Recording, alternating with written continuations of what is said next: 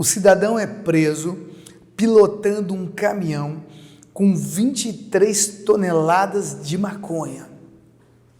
Ele é preso, processado, condenado, e a defesa lutou o tempo inteiro pela aplicação do parágrafo 4º do artigo 33 da Lei de Drogas, que é uma minorante que a gente costuma chamar de tráfico privilegiado. A gente comanda ali, a gente diz que aquele comando caracteriza um tráfico de pequeno porte. Surpresa total quando na semana passada o STJ, por meio de uma decisão monocrática no habeas corpus, anota o número desse habeas corpus, que é importante você ler essa decisão.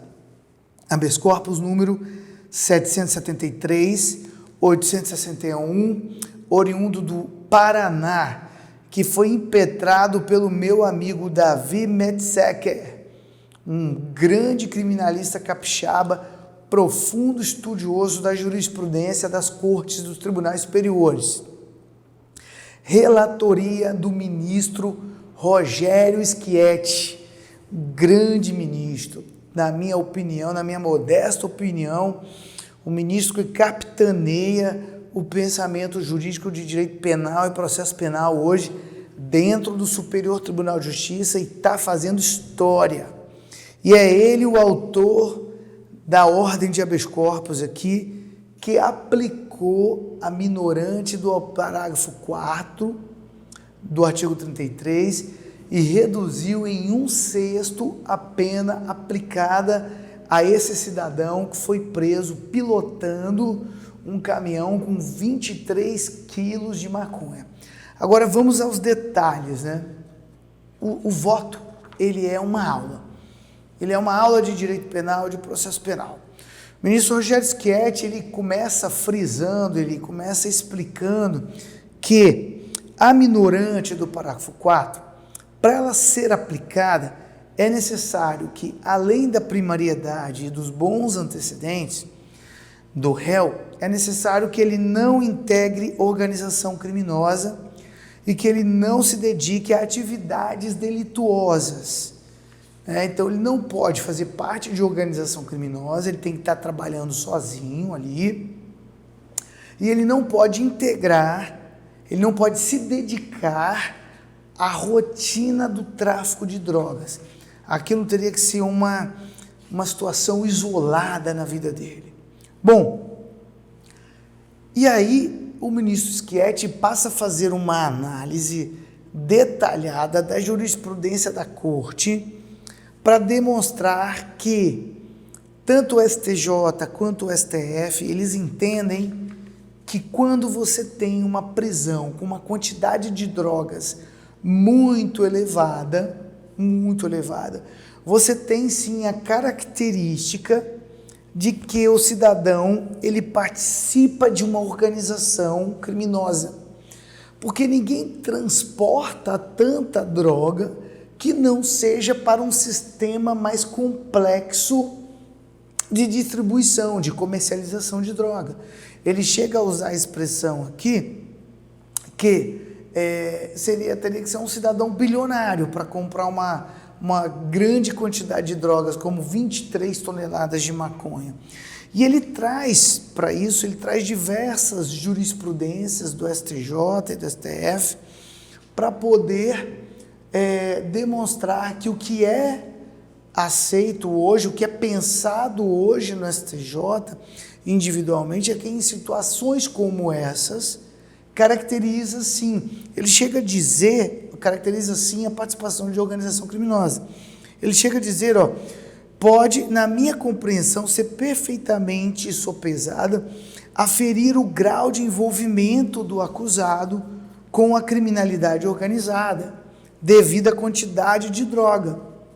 E ele traz uma jurisprudência, o recurso especial 1.870.949, também do Paraná, julgado pela ministra Laurita Vaz na sexta turma, em 2020, onde esse recurso especial diz que o Superior Tribunal de Justiça possui entendimento no sentido de que a elevada quantidade de drogas apreendida tal como ocorreu na hipótese, é circunstância que permite aferir o grau de envolvimento do acusado com a criminalidade organizada ou de sua dedicação às atividades delituosas. Gente, é muito importante isso, esse pensamento jurídico, porque ele vai, você prestou atenção que ele vai em sentido oposto ao que o ministro Schietti vai decidir nesse caso. E por que ele inclusive mais à frente diz, olha, que no caso dos autos em que o paciente foi apreendido com 23 toneladas, em contexto de tráfico transnacional, retrata, ao meu ver, uma situação que não se compatibiliza com a posição de quem não se dedica com certa frequência e anterioridade a atividades delituosas. Mais na frente, no próximo parágrafo, aí ele diz que, no entanto, firme na importância de que se observem os precedentes de se adotar a interpretação uniforme das leis, ele lembra aqui que o STJ ele é um tribunal de uniformização da jurisprudência, uniformização de pensamento jurídico do Poder Judiciário. E aí ele vem e diz, curvo-me ao posicionamento firmado pela terceira sessão dessa corte. A terceira sessão do STJ é a reunião da quinta e da sexta turma, quando elas se reúnem para julgar os embargos de divergência, a matéria que chega ali para uniformizar o pensamento jurídico das duas turmas. E ele mostra que essa sessão, ela já vem pensando no sentido de que reconheceu a inidoneidade do argumento apontado para justificar a impossibilidade do redutor do parágrafo 4. Quer dizer que a sessão ela já reconheceu que a grande quantidade de droga sozinha ela não serve para justificar que o cidadão faz parte de uma organização criminosa, que o cidadão ele pratica o crime de forma reiterada, porque ele pode realmente ser uma mula e está sendo contratado para fazer aquele transporte uma única vez, a primeira vez da vida dele. Não quer dizer que ele é um profissional do transporte de drogas, porque ele foi preso fazendo aquele transporte. E aí o Rogério Schietti se curva à posição majoritária da corte, que a corte vem adotando, e aplica o redutor. Isso é muito bom. E aí ele faz um novo processo de individualização da pena, onde ele já pega a pena aplicada, ele não muda a pena base. Primeiro ele fundamenta, devido à grande quantidade de droga, ele fundamenta o patamar em 1/6. Quer dizer, é o menor patamar que ele poderia aplicar. E ele explica isso, ele fundamenta por quê. Né? Então, aí ele traz uma fundamentação muito bacana, de cautela. Ele diz assim, por cautela, para que se evite o argumento de que o STJ não poderia entrar na apreciação dos fatos.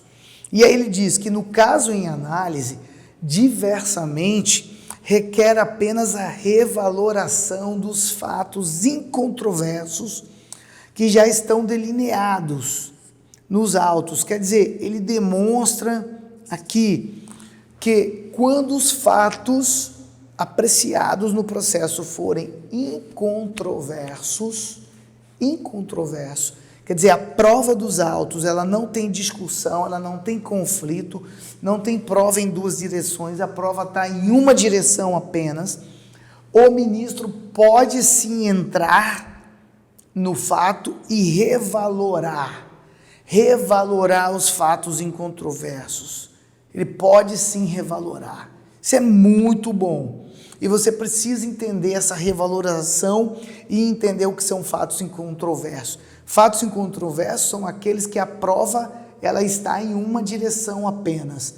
Não há discussão sobre a prova, tá? Então, ele defende que ele pode fazer isso. E aí ele reduz, ele aplica o parágrafo 4 e ele reduz a pena do cidadão que estava inicialmente em 7 anos e 3 meses e ela cai para 6 anos e 3 meses. 6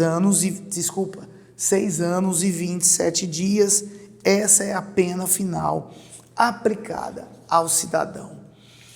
Matéria interessante, importante para o seu dia a dia, você vai com certeza ter alguns casos batendo na sua porta, aonde você vai poder aplicar a minorante do parágrafo 4º do artigo 33, mesmo com uma grande quantidade de drogas. Bom, meu amigo, minha amiga, advogado criminalista, eu espero ter contribuído para o teu desenvolvimento profissional com essa análise de jurisprudência importantíssima para o nosso dia a dia. Quero te convidar para se inscrever no canal, para curtir esse vídeo, deixar seus comentários e dar uma sugestão para os próximos vídeos do canal. Um grande abraço para você, que Deus te abençoe sempre.